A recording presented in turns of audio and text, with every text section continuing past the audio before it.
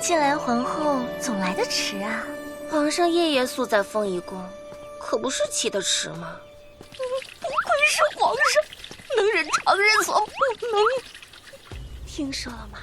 那天太后都赏下春宴酒了，这都没留住皇上，要叫皇后娘娘见了个现成。都到齐了吗？我又不去御前做侍卫，这里请我做什么？我说过练武是为了你们的，那又如何？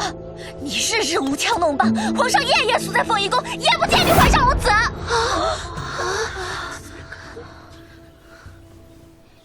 你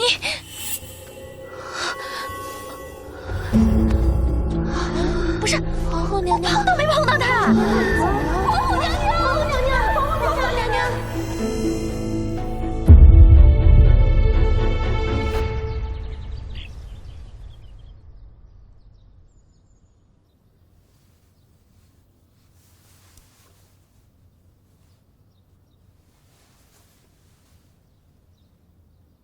皇后身体怎么了？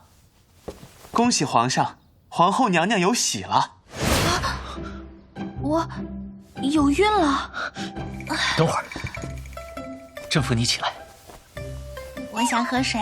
来人，等一下。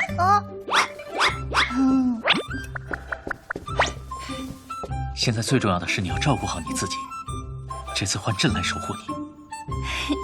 说反了吧？皇上这文弱身板，应当是臣妾保护皇上才对。朕也可以为了你学武的。君无戏言。